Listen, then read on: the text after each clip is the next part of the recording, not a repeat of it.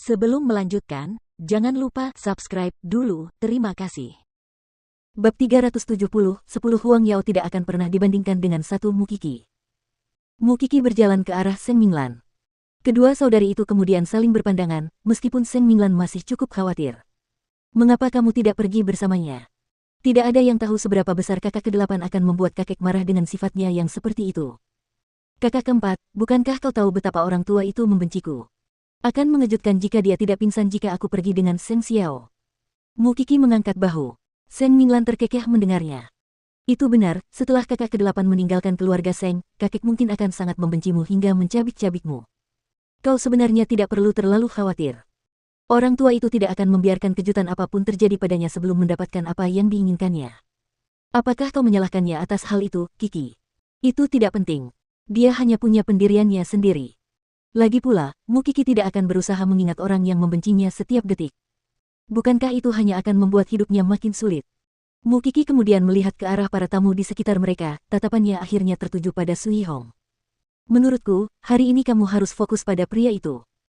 Lagi pula, Mukiki tidak akan pernah percaya bahwa Sui Hong akan kehilangan kesempatan untuk mencoba sesuatu melawan Jing Yun, terutama pada tahap seperti ini.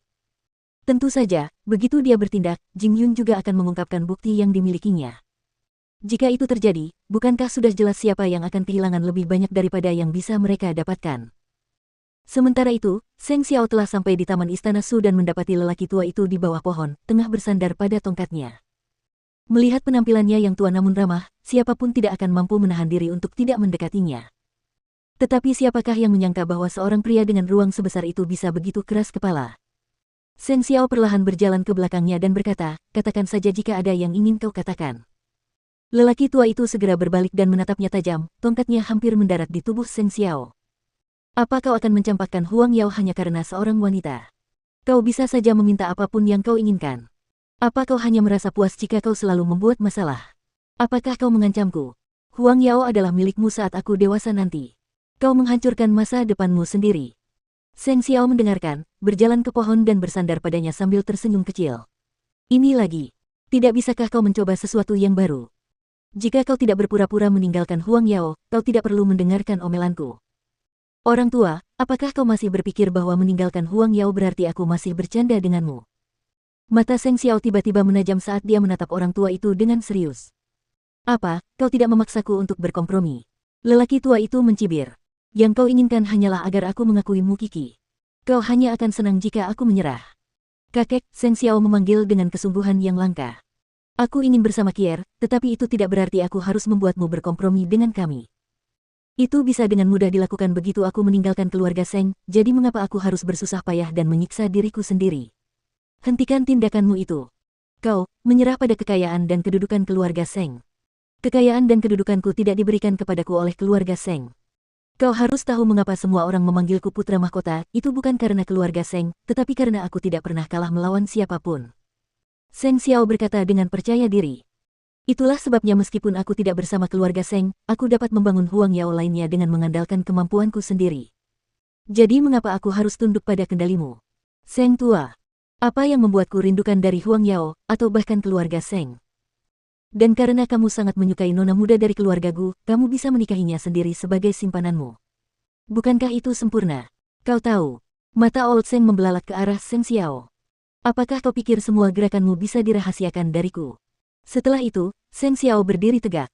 Teruslah memerintah keluarga Seng dan ikut campur dengan cucu-cucumu. Tapi aku tidak akan pernah menjadi bagian dari itu. Itu terakhir kalinya aku mengatakan itu padamu. Anggap saja aku sudah mati mulai sekarang. Setelah itu, Seng Xiao bergerak, bersiap untuk pergi ketika lelaki tua itu berbicara untuk menghentikannya. Keluarga Seng telah membesarkanmu. Hak apa yang kamu miliki untuk memilih? Huang Yao dan keluarga Seng adalah tanggung jawabmu. Kamu tidak akan pernah bisa melarikan diri. Apakah kamu tidak menginginkan Mukiki? Baiklah. Setelah kau menikah dengan nona muda keluargaku, jadikan Mukiki sebagai simpananmu. Aku bisa menutup mata akan hal itu. Kau tarik kembali perkataanmu tadi, dan aku akan tetap menghormatimu. Suara Seng Xiao berubah dingin. Jangan lupa bahwa Huang Yao tidak akan bisa melakukannya dengan baik sekarang jika bukan karena aku. Aku bisa menyetujui syarat apapun, kecuali kamu bersama Mukiki. Kau bisa memberiku 10 Huang Yao, tapi itu pun tidak akan sebanding dengan Mukiki. Setelah itu, Seng Xiao meninggalkan tempat teduh di bawah pohon itu, meninggalkan Old Seng yang marah besar. Kakak kedua datang kemudian dan bertanya kepadanya, "Ada apa, kakek?" Bocah itu bersikeras agar aku menerima Mukiki. Pada akhirnya, Old Seng percaya bahwa masalah utama antara dirinya dan Seng Xiao adalah Mukiki. Kemudian, "Ayo pergi," kata lelaki tua itu, tidak mau mengaku kalah. "Bicaralah dengan rekan-rekan Huang Yao dan putuskan semua hubungan dengannya.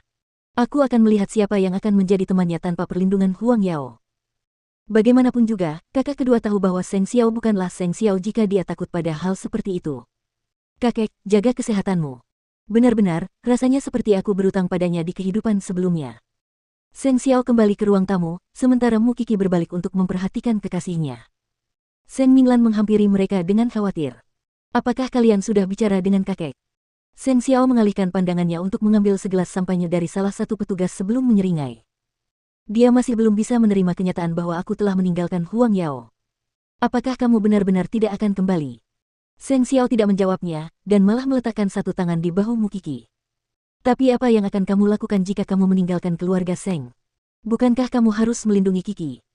Barangkali, bahkan lelaki tua itu yakin bahwa ia tidak punya apapun untuk diandalkan dan tidak dapat berbuat apapun setelah meninggalkan Huang Yao. Itulah sebabnya lelaki tua itu bersikeras percaya bahwa Seng Xiao tidak akan pernah menyerah pada Huang Yao, dengan begitu banyak hal yang ada di ujung jarinya. Yang dilakukannya hanyalah mengamuk. Tapi itu tidak masalah. Biarkan orang tua itu berpikir apa yang dia inginkan, dia baru akan menyadari bahwa tidak ada jalan kembali ketika Zongteng mengumumkannya ke publik. "Anggap saja aku tidak punya apa-apa sekarang." Jika mengalihkan pandangan ke tamu-tamu yang lain, terlihat bahwa mereka semua menyanjung Seng Xiao dan Jing Yun karena masih muda dan cakap, itulah sebabnya Su Yihong jelas merasakan ancaman yang mematikan. Namun, dia cukup pintar untuk tidak melakukan apapun dalam situasi seperti itu. Bukankah dia akan kehilangan lebih banyak daripada yang bisa dia dapatkan jika dia ketahuan?